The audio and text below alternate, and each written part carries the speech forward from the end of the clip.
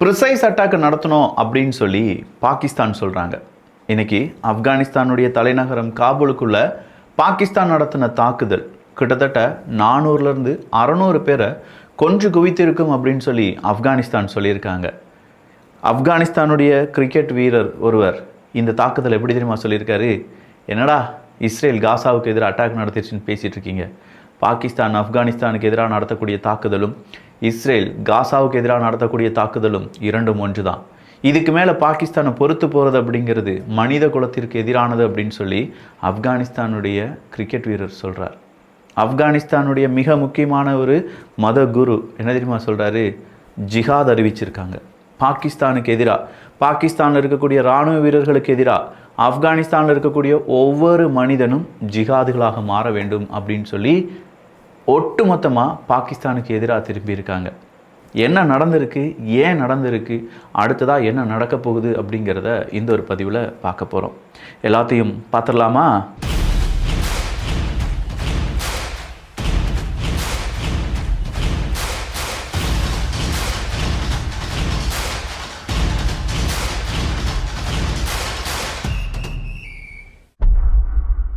பாகிஸ்தான் ஆப்கானிஸ்தான் என்னையா இரண்டுமே நட்பு நாடுகள், ஒரே மத கொள்கையை சார்ந்த நாடுகள், இதுக்கு மேலே என்னப்பா அங்கே பிரச்சனை வரப்போகுது அப்படின்னு நீங்களாம் நினச்சிட்டு இருந்தீங்கன்னா ஒரே ஒரு பிரச்சனை தான், ஈகோ.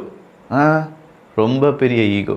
தீவிரவாதத்தை யார் வளர்த்து விட்டாங்க, யார் தீவிரவாதத்தை அழிக்க போகிறாங்க அப்படிங்கிற ஈகோ. தீவிரவாதத்தை வளர்த்து விட்ட நாடு பாகிஸ்தான். சின்ன குழந்தைக்கும் தெரியும். திடீர்னு பார்த்தா தாலிபன்கள் அப்படின்னு சொல்லக்கூடியவங்க ஆப்கானிஸ்தானுக்கு ஆட்சி பொறுப்பை எடுக்கிறாங்க. அப்படி ஆட்சி பொறுப்பை எடுக்கும்போது முதல் நாடாக பாகிஸ்தான் அதை வரவேற்றது. அமெரிக்கா, ரஷ்யா இப்படின்னு சொல்லி மாற்றி ஆப்கானிஸ்தானை கூறு போட்டு விற்ற பிறகும், கூறு போட்டு ஆட்டையை போட நினைத்த பிறகும் அங்கே ஆப்கானிஸ்தான் ரூலுக்கு வராங்க அப்படின்னு சொன்னோன்னே பாகிஸ்தான் நினச்சிட்டாங்க, வாவ், நாம் வளர்த்து விட்ட தீவிரவாதத்தில் ஒரு கிளையாக மாறி இன்றைக்கி தாலிபன்கள் ஆட்சியை பிடித்து விட்டார்கள். அவங்க தீவிரவாதிகள் இல்லை அப்படின்னாலும் நமக்காக அவங்க என்ன செஞ்சிருவாங்க, போராடுவாங்க, வருவாங்க அப்படின்னு நினச்சிட்டாங்க. தாலிபன்களும் வந்தாங்க. தீவிரவாதிகள் அப்படிங்கிற லிஸ்ட்லேருந்து தாலிபன்கள் நீக்கப்பட்டார்கள். அதன் பிறகு ஆட்சி பொறுப்பு அப்படிங்கிறது ஆப்கானிஸ்தான் கையில் வருது. ஆப்கானிஸ்தான்லேயும் பாகிஸ்தான்லேயும் ஒரே நேரத்தில் 2 பேரையும் கூட்டி வச்சு உட்காந்து சாப்பாடு போட்டு அவங்க கூட நாங்கள் உங்களுக்கு இவ்வளோ பணம் பண்ணுறோம்ப்பா, இவ்வளோ பொருள் பண்ணுறோம்ப்பா, இவ்வளோ இன்ஃப்ராஸ்ட்ரக்சர் பண்ணுறோம்ப்பா அப்படின்னு சொல்லி சீனா இதெல்லாம் வளர்த்து விட்டுக்கிட்டே இருக்காங்க. ஸோ ஒரு பக்கம் தீவிரவாதத்தை வளர்த்து விட்ட நாடு, இன்னொரு பக்கம் ரொம்ப வருடங்களாக தீவிரவாத லிஸ்ட்டில் இருந்து மறுபடியும் தீவிரவாதம் கிடையாது, அவங்க ஆட்சியாளர்களாக மாறிட்டாங்க அப்படின்னு சொல்லி அந்த லிஸ்ட்லேருந்து வெளியே வந்த தாலிபன்கள். இது இரண்டையுமே நம்ம விஷயத்துக்காக, நம்ம லாபத்துக்காக வளர்த்து விட்டு விடலாம் அப்படின்னு சொல்லக்கூடிய சீனா. கம்ப்ளீட்டான ஒரு மெஸ் என்ன அப்படின்னா இந்த 3 பேருடைய உறவு தான். இந்த 3 பேருடைய உறவு காலம் காலமாக ஏதோ ஒரு விதத்தில் பாம்புக்கு நம்ம பால் ஊற்றினாலும் கடைசியாக கொத்திட்டா செத்துருவோண்டா அப்படிங்கிற மாதிரி எப்போ வேணாலும் இவனுடைய காலை சுற்றின பாம்பாக தான் இருப்பாங்க அப்படின்னு சொல்லி 3 பேருமே நினச்சிட்டு இருந்தாங்களோ என்னவோ. பாகிஸ்தான் அத்துமீறி போகிறாங்க. பாகிஸ்தானில் இருக்கக்கூடிய இராணுவம் அங்கே அந்த ஊர் மக்களை மதிக்கிறதே கிடையாது. பலுச்சிஸ்தான் மாகாணம், சிந்து மாகாணம்லாம் கிடையாதுங்க.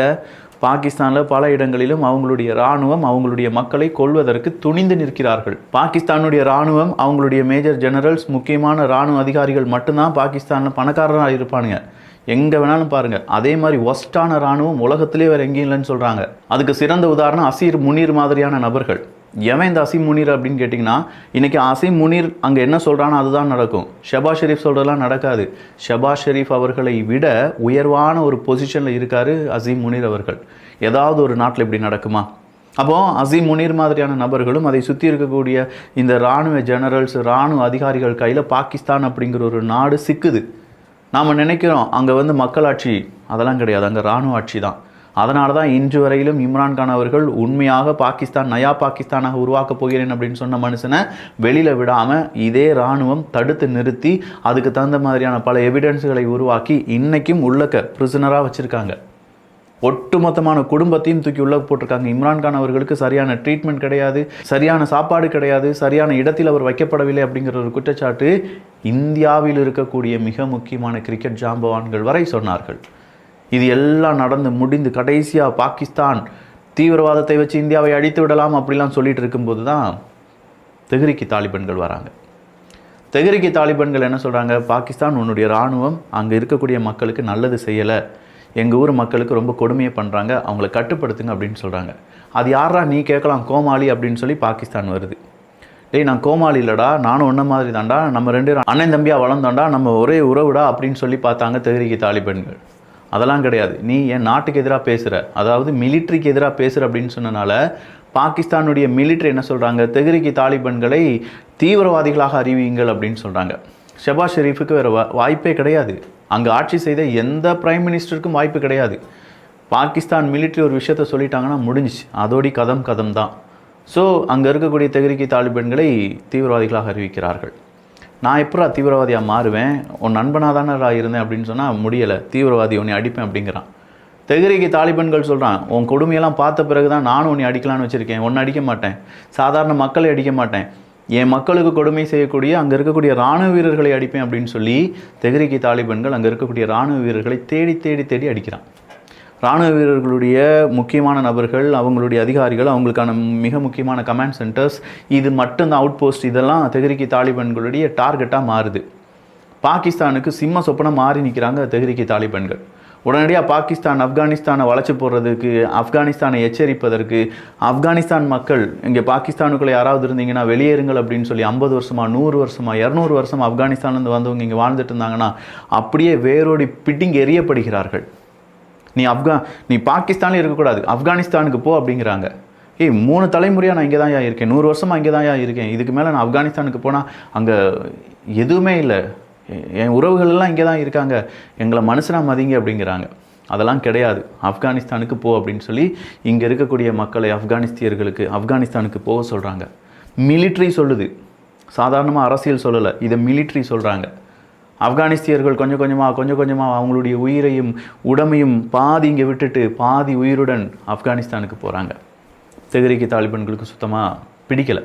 இவ்வளோ நாள் அங்கே தானே இருந்தாங்க, ஏன் இப்படி சண்டை போட்டு அவங்கள வெளியில் அனுப்பி விடுற அப்படின்னு கேட்டால், நீ அவங்கள வச்சு சாப்பாடு செய், நீ அவங்களுக்கு படிப்பு கொடு, நீ அவங்களுக்கு மெடிக்கல் கொடு அப்படின்னு சொல்லி இவன் சொல்கிறான் பாகிஸ்தான்.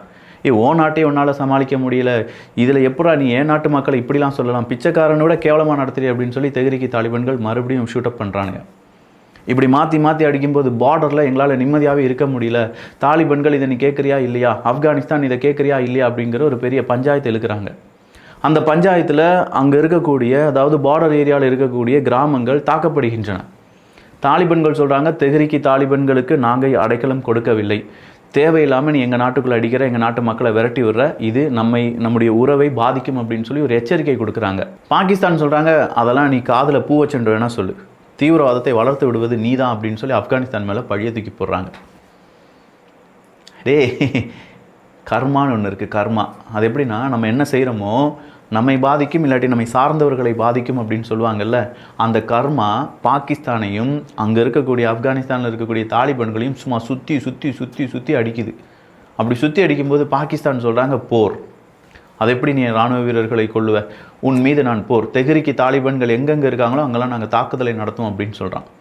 தெஹ்ரீக் தாலிபான்கள் பார்டர் ஏரியாவில் மட்டும்தான் இருந்துட்டு இருந்தாங்க, பார்டரில் மட்டும்தான் இந்த பிரச்சனை நடந்துட்டு இருந்துச்சு, நல்லா கவனிச்சுக்கோங்க. ஆனால் பாகிஸ்தான் என்ன செய்கிறாங்க, ஆப்கானிஸ்தானுக்கு தான் உதவி செய்கிறதுக்கு யாரும் கிடையாது, ஆப்கானிஸ்தானுக்கு கடன் கொடுக்கறதுக்கு யாரும் கிடையாது, ஆப்கானிஸ்தானில் தான் எதுவுமே கிடையாது, கனிம வளம் இல்லை அப்படின்னு நம்ம சொல்லிட்டு இருக்கோம், எல்லாம் இருக்குது, உதவி செய்கிறதுக்கு ஆள் இருக்காங்க சீனா. ஆனால் அதே சீனா தான் பாகிஸ்தானுக்கு உதவி செஞ்சாக வேண்டும். திடீர்னு பார்த்தா பாகிஸ்தானில் இருக்கக்கூடிய மக்கள் எல்லோரும் தாலிபான்களுக்கும் தெஹ்ரீக் தாலிபான்களுக்கும் சப்போர்ட் பண்ண ஆரம்பிக்க, பாகிஸ்தானுக்கு இதோடி நம்முடைய மான மரியாதைலாம் போச்சுன்னு சொல்லி தெஹ்ரீக் தாலிபான்களுக்கு எதிராக ஃபுல் ஸ்கேல் வார் அப்படிங்கிறத அறிவிக்கிறாங்க. அப்படி அறிவித்தவங்க தொடர்ச்சியாக அங்கேருந்து மிசைல்ஸு, அங்கேருந்து டேங்கர்ஸ், இது எல்லாத்தையுமே கொண்டு நிப்பாட்டுறாங்க, வரியாக நிப்பாட்டி ஆப்கானிஸ்தானுக்கு எதிராக அட்டாக் அப்படிங்கிறத நடத்துகிறாங்க. தெஹ்ரீக் தாலிபான்களுடைய அவுட் போஸ்ட் அழிக்கிறோம் அப்படின்னு சொல்லி ஆப்கானிஸ்தானுடைய அவுட் போஸ்டெல்லாம் அழிக்கிறாங்க. இந்த அவுட் போஸ்ட்டில் அழிச்சது மட்டும் கிட்ட 1200 கிலோமீட்டர் அவங்களுடைய பார்டர் அவங்க ஷேர் பண்ணிக்கிறாங்க.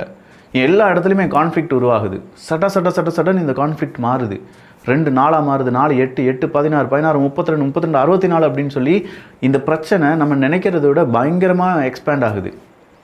அப்படி எக்ஸ்பேண்ட் ஆகும்போது கடைசியாக தெஹ்ரீக் தாலிபான்கள் நாங்களும் போரை அறிவிக்கிறோம் அப்படின்னு சொல்லி அறிவிக்கிறாங்க. மாற்றி அடிச்சுக்கிடும் போது பாகிஸ்தானில் ஒரு 20 பேர் இறக்குறாங்கன்னா ஆப்கானிஸ்தானில் 200 பேர் கொல்லப்படுவார்கள். திடீர்னு நேற்று ஏர் ஸ்ட்ரைக்லாம் நடத்துனாங்க பாகிஸ்தான். இதெல்லாம் தாண்டி ஆப்கானிஸ்தான் நேற்று ஒரு பெரிய அட்டாக்கை தாங்கி நின்றது. காபூலுக்குள்ளே, சென்டர் ஆஃப் த ஆப்கானிஸ்தானுக்குள்ளே பாகிஸ்தானுடைய தாக்குதல். இந்த தாக்குதல் எங்கே நடந்துச்சு, ஆப்கானிஸ்தானில் ஒரு ரீஹாப் சென்டருக்குள்ளே நடந்துச்சு, ஒரு ஹாஸ்பிட்டலில் நடந்துச்சுன்னு சொல்கிறாங்க. அந்த ஹாஸ்பிட்டலில் இருக்கிறவங்க, நாங்கள் டூம்ஸ்டே ஒரு ஒரு ஒரு ஒரு அழிவை பார்த்துட்டு வந்திருக்கோம். எங்கள் முன்னாடி தீ பற்றி எரிகிறது, அங்கே உடல்கள் எல்லாமே எரிந்த நிலையில் துடிக்கிறத நாங்கள் பார்த்தோம். ஒரு குழந்தை அங்கே அப்படியே கை கால் இல்லாமல் இருக்கிறத பார்த்தோம். அப்படி இப்படின்னு சொல்லி அவங்களுடைய கண்ணீர் கதைகளை சொல்லிட்டு இருக்காங்க. ஆப்கானிஸ்தானுடைய ஒட்டுமொத்தமான மீடியாவும் பாகிஸ்தான் செய்தது கோழைத்தனம், மனிதாபிமானமற்ற செயல், இது எப்படி நாங்கள் பொறுத்துக்கொள்வோம் அப்படின்னு பேசிகிட்டு இருக்காங்க. பாகிஸ்தான் சொல்கிறாங்க, இல்லை இல்லை, ப்ரிசைஸாக அடித்தேன், எந்த இடத்துல அடிக்கணுமோ அந்த இடத்துல தான் அடித்தேன், எங்கே அடித்தா வலிக்குமோ அந்த இடத்துல தான் நாங்கள் அடித்தோம், எங்களுடைய தாக்குதல் ப்ரிசைஸாக இருந்துச்சு. ப்ரிசைஸ் எங்களுக்கு தெரியாதாடா டே பாகிஸ்தான், ப்ரிசைஸ் எங்களுக்கு தெரியாதா அப்படின்னு சொல்லி ஆப்கானிஸ்தான் திரும்ப சொல்கிறாங்க. ஏன்னா இங்கே நடந்த பிரச்சனையில் கொல்லப்படுவது அதிகமான பெண்களும் குழந்தைகளும். பார்டர் ஏரியாவில் ஆப்கானிஸ்தானுக்கு நீங்கள் போங்கன்னு சொல்லி கழுத்தை பிடிச்சு அனுப்பப்பட்ட ஆப்கானிஸ்தியர்கள், பாகிஸ்தானில் வந்த ஆப்கானிஸ்தியர்கள் எங்கே டென்ட் போட்டு இருந்தாங்க அப்படின்னா ஆப்கானிஸ்தான் பார்டரில். ஏன்னா அவங்கள ஆப்கானிஸ்தானுக்குள்ளே கொண்டு போக முடியாது, அவங்க உறவுகள் யாருமே கிடையாது. 100 வருஷம் நான் சொல்கிறேன், உறவுகள் யாருமே இல்லை. இப்போதைக்கு உங்கள்கிட்ட ஆப்கானிஸ்தானுக்குள்ள ஓட்டர் ஐடி எதுவுமே இல்லை. சரி, கொஞ்ச நாள் இங்கே இருங்க, அதன் பிறகு உங்களை நாட்டுக்குள்ளே அனுப்புகிறோம் அப்படின்னு சொல்லி தாலிபன்கள் பாகிஸ்தான்லேருந்து வந்த ஆப்கானிஸ்தியர்களை அங்கே உட்கார வச்சுருந்தாங்க. அந்த இடத்த போட்டு அடிக்கிறான். அந்த மக்களிடம் வறுமையும் பசியும் பட்டினியும் ஏக்கமும் தாகமும் மட்டும்தான் இருக்கும். அவன்கிட்ட போய் வீரத்தை காணிக்கிறான் பாகிஸ்தானுடைய இராணுவ வீரன். உடனடியாக அங்கே இருக்கக்கூடிய தெஹ்ரிக் தாலிபன்களுக்கு கோபம் வருது, நாங்களும் அடிப்போம்னு சொல்லி இவங்களும் அடிக்கிறாங்க, மாற்றி மாற்றி அடிச்சுக்கிட்டாங்க. இப்போ காபூலுக்குள்ள வந்து அடியை போட்டாங்க. ஹாஸ்பிட்டல் அடிச்சிருக்கடா பாகிஸ்தான் அப்படின்னு சொல்லும்போது அதெல்லாம் அடிக்கலை அப்படின்னு சொல்கிறான். நேரடியாக இப்போ ஆப்கானிஸ்தான் என்ன சொல்லியிருக்காங்க, ஆப்கானிஸ்தானுடைய முக்கியமான தலைவர்கள், ஜிஹாத் அறிவிக்கிறோம். ஜிஹாதுனா புனித போர். இந்த புனித போர்னா என்ன? ஒவ்வொரு ஆப்கானிஸ்தானுடைய ஒவ்வொரு மனிதனும் இந்த புனித போரில் பங்கு பெற வேண்டும். பாகிஸ்தானில் இருக்கக்கூடிய மிலிட்ரிக்கு எதிராக நம்முடைய புனித போர். இன்றைக்கும் பாகிஸ்தானுக்கு எதிராக ஆப்கானிஸ்தான் புனித போரை அறிவிக்கவில்லை, பாகிஸ்தானில் இருக்கக்கூடிய மிலிட்ரிக்கு எதிராகத்தான் புனித போரை, ஜிஹாதை அறிவித்திருக்கிறார்கள். இந்த ஜிஹாத் எப்படி இருக்கும் அப்படிங்கிறது பாகிஸ்தானுக்கும் நல்லாவே தெரியும். இனி பாகிஸ்தானில் ஒவ்வொரு இரவும் ஒரு பெரும் சிவராத்திரி தான். ஏன்னா இவ்வளோ நாள் ஆட்டம் காண்பிச்சிருந்தாங்களே இந்த பாகிஸ்தான், அவங்க கையில் வச்சுருக்கக்கூடிய தீவிரவாதிகளை வச்சு ஜிஹாதுகளாக மாற்றி இந்தியாவுக்குள்ளே போங்கடா, இதுதான் உங்களுடைய புனித போர் அப்படின்னு சொல்லி மக்களை கொள்வதற்கு அங்கேருந்து மூளைச்சலவை செய்யப்பட்ட இளைஞர்கள், பாகிஸ்தான்லேருந்து வந்து இந்தியாவுக்கோ இல்லாட்டி பல நாடுகளுக்கோ தீவிரவாத அச்சுறுத்தலாக இருந்தவனுங்க இன்றைக்கி அதே மாதிரியான ஒரு தீவிரவாத அச்சுறுத்தலில் பயந்து வீட்டை விட்டு வெளியில் வராமல் கிடக்கானுங்க. பாகிஸ்தான் இருக்கக்கூடிய ஒவ்வொரு இராணுவ வீரனும் இன்றைக்கி ஆப்கானிஸ்தானிலிருந்து என்ன வருமோ அப்படிங்கிற பயத்துடன் இருக்க வேண்டிய சிச்சுவேஷனுக்கு தள்ளப்பட்டிருக்கிறது. சீனா வாயிலையும் வயிற்றின் அடிச்சுக்கிறாங்க, டே 2 இடத்துலையும் நான் இன்வெஸ்ட் பண்ணி வச்சுருக்கேன்டா, 2 பேரும் சண்டை போடாமல் இருங்கடா, டே நம்ம 2 பேரும் மாமா மச்சான்டா, நான் பார்த்துக்கிறேன்டா, அவங்களுக்கு ஒன்றும் பிரச்சனை இல்லைடா அப்படிங்கிறான். ஐநா சபை சொல்லுது, ஐயோ இந்த பிரச்சனையால் குழந்தைகள் தான் அதிகமாக பாதிக்கப்பட போகிறாங்க, நிறைய லட்சக்கணக்கான மனிதர்கள் பாதிப்படைவாங்க அப்படின்னு சொல்கிற ஒரு ரெட் லைட்டை அங்கே அமர்த்துகிறார்கள். இதெல்லாம் தாண்டி இந்த யுத்தம் நடந்துகிட்ருக்கு. இந்த யுத்தத்தில் பலரும் கொல்லப்பட்டிருக்கிறார்கள். பாகிஸ்தானுக்கு எதிராக ஜிஹாத் அப்படின்னு சொல்லும்போது இது பெரிய அளவில் எஸ்கலேட் ஆகுது. நாளைக்கு பாகிஸ்தான் என்ன முடிவு எடுக்க போகிறாங்க அப்படிங்கிறது தெரியல. டோட்டல் வாஷ் அவுட், ஆப்கானிஸ்தான் அடிச்சிடும்னு சொல்லி பாகிஸ்தானால் ஏதாவது செய்ய முடியும் நீங்கள் நினைக்கிறீங்களா? சார், ஆப்கானிஸ்தான் மண்ணில் ரஷ்யா நுழைய பார்த்து, அமெரிக்கா நுழைய பார்த்து 20 வருடம் போராடி பார்த்தாங்க சார். அமெரிக்காவால் ஒன்றுமே பண்ண முடியலை. ஆப்கானிஸ்தான் மண் அப்படி, அங்கே இருக்கக்கூடிய அந்த நில அமைப்பு அப்படி, அந்த நில அமைப்பை ஒன்றி இருக்கக்கூடிய அங்கே இருக்கக்கூடிய குடிமக்கள் அப்படி, அவங்கள பாகிஸ்தான் ஈஸியாக அடிச்சிடலாம் அப்படின்னு நினச்சாங்கன்னா இரண்டுமே இங்கே பெரிய அளவில் பாதிப்புகளை ஏற்படுத்தும். ஆப்கானிஸ்தான் பாகிஸ்தான் போர், அதில் காபூலுக்குள்ளே நடந்த இந்த ஒரு அட்டாக், அதுவும் ஹாஸ்பிட்டலுக்கு எதிராக நடந்த அட்டாக், பாகிஸ்தான் மனிதாபிமானமற்ற செயலில் அவங்க செஞ்ச செயல், இது எல்லாத்தையுமே இந்த ஒரு பதிவில் நான் விவரிச்சிருப்பேன் அப்படின்னு சொல்லி நம்புகிறேன். பாகிஸ்தான் ஆப்கானிஸ்தான் அடுத்த கட்டமாக என்ன நடக்க போகுது அப்படிங்கிறதெல்லாம் வரக்கூடிய பதிவுகளில் பார்க்கலாம். இந்த பதிவு எப்படி இருந்துச்சு அப்படிங்கிற உங்களுடைய கருத்துக்கள் இங்கே வரவேற்கப்படுகின்றன. நல்லதை பகிர்ந்து நல்ல சமுதாயத்தை உருவாக்குவோம். நன்றி, வணக்கம்.